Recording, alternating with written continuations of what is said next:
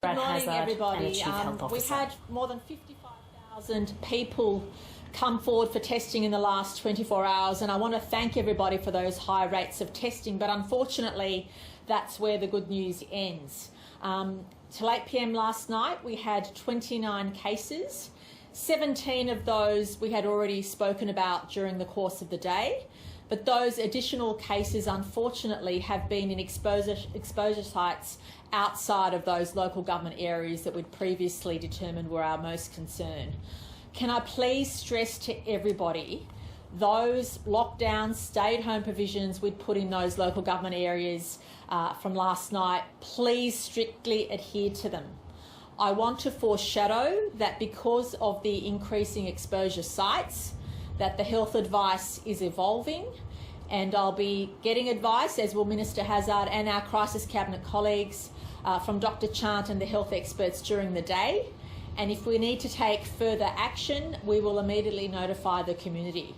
Can I stress very strictly, if you live or work in those 7 local government council areas that we spoke about last Monday, do not leave metropolitan Sydney under any circumstances. We do not want this virus transmitting in our regions. We do not want this virus to spread beyond the suburbs and local government areas where it's particularly circulating. I said a few days ago that this is the scariest time Sydney, New South Wales has been during the course of the pandemic, and I mean that. This variant of the virus is contagious and transmissible like no other variant that we've seen, and that is why the New South Wales Government will take any necessary action it needs to take. I will confirm that I will be holding a crisis cabinet meeting today to discuss the health advice with my colleagues and senior public servants so that we can advise the community if we need to take any further action. But the reason for our additional concern this morning is because the exposure sites have now increased beyond those areas of concern that we had. The New South Wales Government has always relied on the health advice. Every single decision which we've taken has relied on the health advice. And if that health advice changes during the course of the day, we will not hesitate to adopt that advice. But can I please thank everybody for adhering so quickly and so well to the orders which came into effect from midnight. But I am putting everybody on notice that we may need to extend that during the course of the day or tomorrow, but that will be based on health advice and decisions taken by the Cabinet Crisis Meeting. Again, can I thank everybody for following the advice so readily. I will also say that for simplicity's sake, we'll be reporting the numbers to 8 p.m. every day so that everybody can compare the 24 hours to the previous 24 hours. But overnight and this morning, the case numbers have been consistent with what we experienced yesterday. But the one difference that we've seen in the last not even 24 hours, in the last 12 hours, is exposure sites emerging in areas where, outside of those areas, and also the potential for people to have been infectious in those areas for a couple of days, and that's what is concerning the health experts the most. I'll ask Dr. Chant now to elaborate on my comments. Minister Hazzard will make some brief comments. We'll take some questions, and as you appreciate, we have work to do today in relation to evaluating the evolving situation. Thank you, Premier. So New South Wales recorded 29 locally acquired cases. We'd announced 17 of those yesterday. 28 of those cases are linked and 1 remains under investigation. So whilst we are linking the cases very quickly and establishing those lines of transmission, what we're finding is by the time we've got to some of those cases, they've already on-transmitted. And so that is the rationale for why our concern level has been increasing. So as an example, only 12 of the 29 cases were in isolation through their infectious period. So that means that each of those cases not in isolation will generate exposure venues. We then turn our mind to where those exposure venues have occurred, and overnight there have been a couple of venues that we're particularly concerned about. So in terms of the there has been a workplace outbreak associated with the Great Ocean Foods. at the 511 Cadogan Street on Monday the 25th. So what we're saying is that there's been a number of staff that have been, infections been introduced into the workplace at the Great Ocean Foods at 511 Cadogan Street. And so from Monday the 21st to Friday the 25th, we're asking all staff and anyone who attended that premise. It is largely a retail wholesaler, but every day we understand that about 5 or so people do go directly and purchase food from the Great Ocean Foods. Our concern is that for those individuals, we have QR coded a small number of people, but we believe that there are probably people who did not check in using the QR code that was available at that premise. Also, there were delivery drivers associated with that have become infectious as the Great Ocean Foods. So what we want people to do is anyone who received a delivery from Great Ocean Foods from Monday the 21st to Friday the 25th of June, that person plus their household members must immediately isolate and get tested. Now, the reason we are asking household members also to get tested and isolate is again to get ahead of the rings, because we know if you were exposed on the 21st, on Monday, you might have been able to transmit it to your household during that time, and so we want to lock down and prevent any further spread.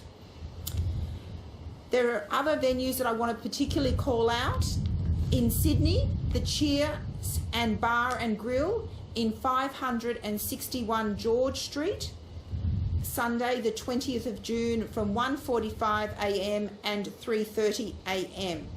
Anyone who has been at that venue must immediately get tested and isolate, and we're also asking your household members to again get tested and isolate. Until you have got a negative test result, you will be a close contact, and therefore you will be required to isolate for 14 days. Similarly, in Bankstown, anyone who was in the Rebel Bankstown Shopping Centre at North Terrace from Thursday the 24th of June between 3:45 p.m. and 4:30 p.m, you are a close contact and need to isolate and get tested, and we're asking your household to do the same.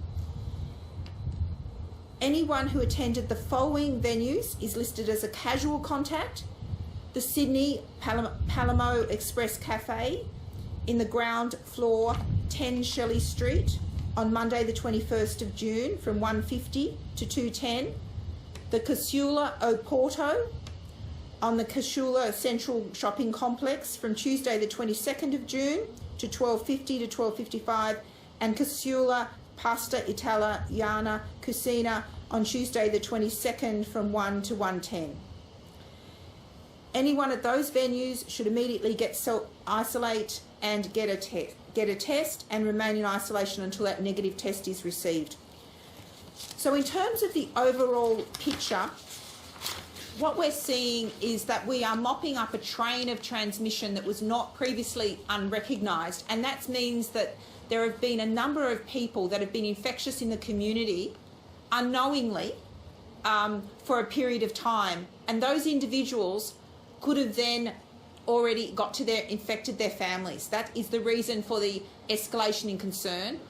Obviously, delivery drivers who may have delivered to a large number of restaurants and cafes predominantly across Sydney raises our concern. Clearly, the interaction between the delivery drivers and the clients may be minimal, but we want to make sure we get on top of that, because obviously that provides another seeding opportunity for areas. I would also like to remind people that there are a number of current orders in place. So anyone who lives and works in the 4 local government areas of Woollahra, Waverley, City of Sydney and Wallara, Waverley, City of Sydney and Randwick local government areas. Anyone who lives or works in those areas, and also if you go to TAFE or university in those areas, you must follow the stay-at-home provisions. Even if you have come in from outside those areas, stay at home. We also remind people that anyone in the 7 local government areas are not able to move out of metropolitan Sydney. So anyone who has been in those 7 local government areas of City of Sydney, Wallara, Waverley, Randwick, Canada Bay, Inner West and Bayside, you are not permitted to move outside metropolitan Sydney. The last thing we want to see out of this is any seeding of our rural and regional communities. So please adhere to the health advice.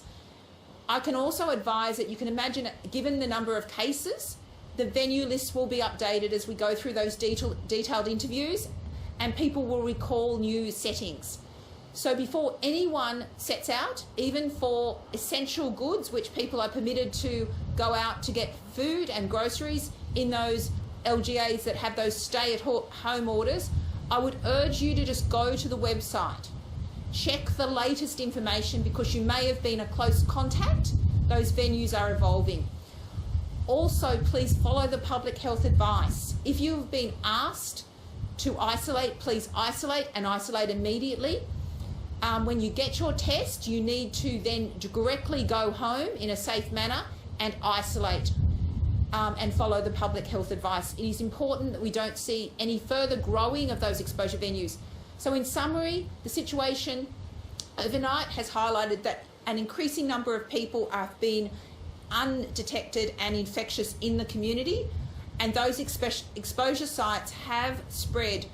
Largely they were contained in the 4 LGAs, but now we are seeing the spread to exposure venues outside those 4 LGAs, and that's the basis for my growing concern. Thank you. Thanks, Kerry. I think it's fair to say that there's a growing and more intense concern by the health authorities here in New South Wales, and therefore the government in New South Wales, at the actions of this Delta variant of the COVID virus. The Delta variant is proving to be a very formidable foe. No matter what defensive steps we're taking at the moment, the virus seems to understand how to counterattack in different locations. That's causing us a high level of concern. My message to the community is you well understand the basic rules. Stay home if you're sick, get tested and go home. Wait for your results and follow health instructions. If you're out and about, use the QR codes, do what you need to do. But I'd also say to the broader Sydney-siders at the moment that if you don't need to be out, this virus is certainly lurking in places we hadn't expected, and it's waiting to actually be able to extend it across Sydney. So my strong advice to the community is if you don't need to be out, don't. It's a formidable foe, and we're only going to beat it if we're all in this together and making sure that we just stop its spread. We know it can only spread if we're near other people. If we stay away from other people, then that's a major defensive step that hopefully it can't counterattack against.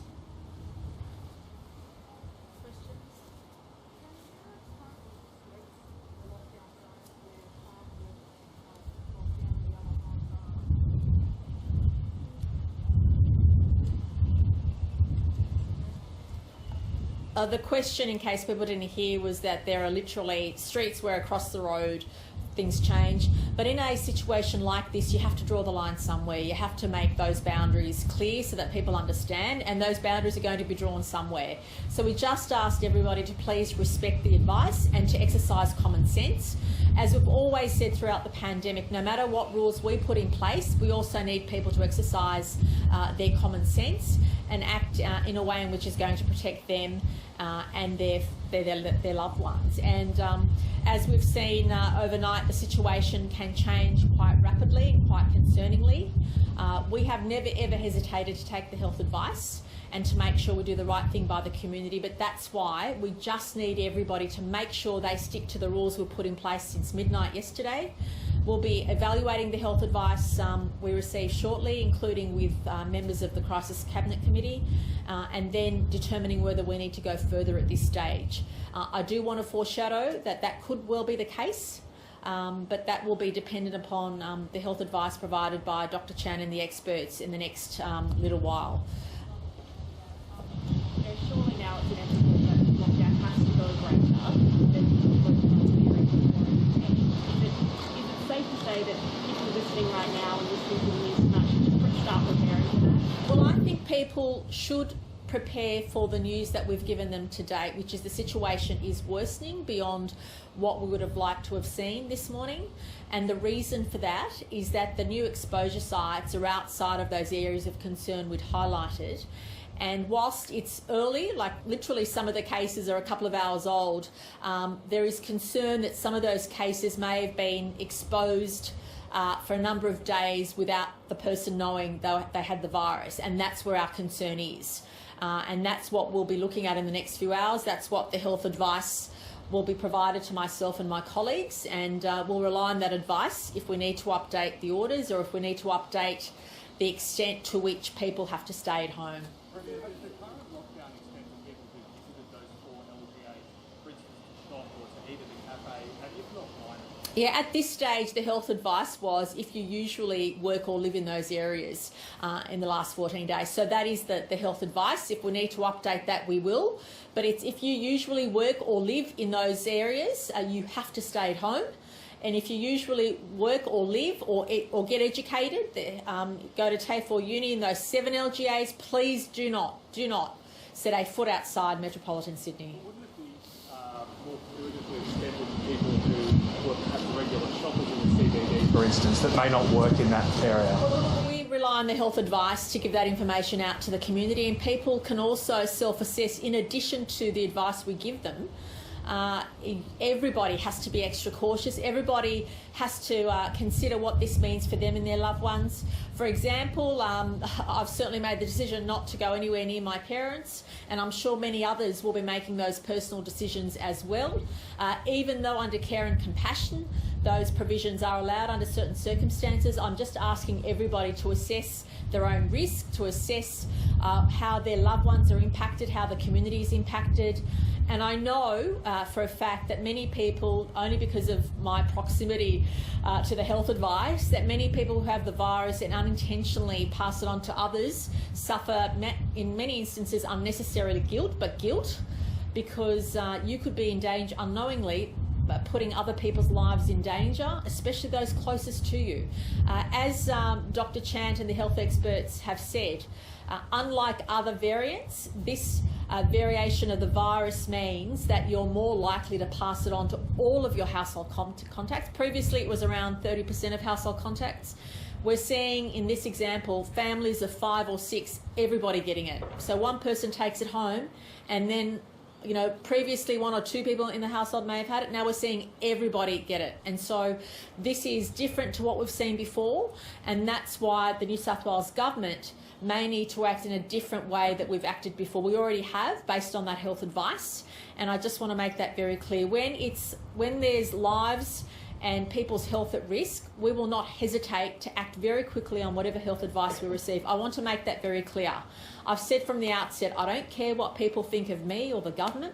What I do care about is people's safety and making sure we get information to the public as soon as we need to. And that is the advice we will rely on. Our advice to date has been outstanding and we'll continue to rely on it moving forward. But I just ask everybody not only to follow the health orders and the health advice, but also to exercise extra caution, extra degree of concern for those people closest to you and also for the broader community.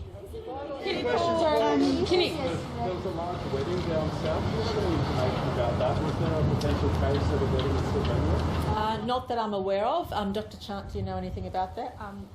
Sorry, not that I'm aware of in the briefing today. We've just had a hookup with all our relevant directors. We'll obviously update you as soon as possible if there's any venues or any impact. Can I just reiterate, we will have had accrued a number of venues of concern. It is really important. We will get to you as soon as we can with your QR codes, but this is a time, I'm actually really asking everyone in Sydney to just minimise your movements. Help us while we work through this. We know that we'll need to follow up a large number of people that people have touched in terms of the delivery drivers, in terms of other people that may not be aware yet that they're potentially infected. And because that infectious period dates back a little while, so we're still dealing with cases that may have been infectious on the 21st. For this virus, that is too long a gap. And so we do need to ask everyone across Sydney to please apply common sense. Yes, there are the orders, but can I just urge everyone to be particularly attentive to your phones, particularly attentive to the website with the new, with the new updated venues, and really monitor and be clear about it. If you're in doubt about whether you're in a public health order or your restricted movements, can I just urge everyone to err on the side of caution? Just assume you are impacted. This is no time for squibbling with the detail. It's the principle that we cannot construct health orders that cover every scenario. If you actually have gone into those, Bondi Westfields every day and you live outside the area every day, then I think the community would apply common logic that that's the group we want to capture. Now, it's very different than if someone might have had a specialist doctor appointment in one room, in one section for a half an hour. That's a very different situation. So we are asking the community to please apply common sense, because it's actually a really hard job. I'm not a lawyer, but it's really hard crafting public health orders that cover everyone's circumstances. So we do, at this point, err on the side you're captured by any public health order. Thank you. In terms of the payments. Sorry, I'll just do that. I just want to ask about people who are vaccinated. I understand some feel a bit frustrated that they've got both jabs and they're in lockdown. Why can't they go out? And do you think we'll ever get to the point where maybe vaccinated people don't have to be in lockdown? It's too soon for that. So we know the vaccines are very effective at preventing serious disease. We know that for the AstraZeneca, we need the 2 doses to, and also with the Pfizer, to have the 2 doses to have the maximum impact. We do, however, know that a proportion of people are not protected and can become infectious even if you're vaccinated. Now, again, if you're vaccinated, you're likely to be less and get the disease. You are less likely to transmit, but it can't be ruled out. So at this point, where we are striving for no community transmission, we cannot have anyone, even though it's a reduced risk, being out in the community. Once we move and get the population vaccinated, and that's going to still be, unfortunately a while off, we will have to recalibrate our settings. And as we've always said, and I think I've said for many months, we will at some point have to accept that there will be some community transmission. But we do not want that to occur until we have vaccinated all of the adult population and are progressing through with vaccines available for our children as well. Thank you. In the federal government for in terms of the payments for lockdown.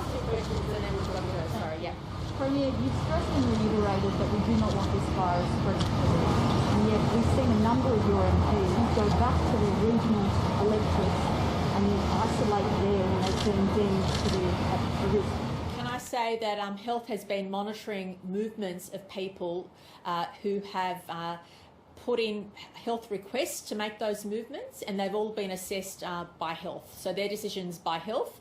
Nobody is allowed to move. If you're deemed to be a casual contact or a close contact, you must follow the health advice. And as far as I'm aware, everybody has followed that health advice. Then why is there one standard for the general population and there's another standard for politicians? There's no double standard. People are able to go back and isolate in a facility, so that is most appropriate to them. So often individuals may be in a situation where the accommodation they're in is actually less suitable for self-isolation than their own home. So for instance, if you work in Parliament House, you may have an electorate, but an apartment or a motel room, but actually at your home you have a larger area where you can effectively self-isolate and get better access to the support services you need and keeping people safe. We have a process, and you'll see this on our website, where it's guidance about the process for going home. What we need is anyone who's a close contact, the public health unit has to approve a COVID safe plan. So that gets into details that you cannot go on public transport, you cannot fly if you're close contact, you can go in a car. We assess the distance and travel time to make sure that you've got a plan and contingency for how you get there. So we have worked through these with many people. As I said, it really is where the optimum place to self-isolate is for that 14 days and what is the safest, but we do consider all aspects about refuelling, fatigue stops, how they do that, and some people will not be able to. So those are people that need to journey in ways that it is unsafe to do so. So that's not one standard for one and one standard for another. Yeah. Sorry, that was the last. Sorry, I had said no. I'm sorry. I had said that was the last question. We've got to go and do it. Okay, sorry, that was the last question. Government will be asking the federal government for lockdown support payments, even though the lockdown's not going beyond 8 days at this point? Oh, look, National Cabinet has set down the guidelines for what's required. I don't want to, jump ahead, but certainly the New South Wales Treasurer and myself have had conversations, and at this stage, all we do is follow the National Cabinet guidelines on those things. But in the first instance, our priority is keeping everybody safe and asking everybody to please follow the orders.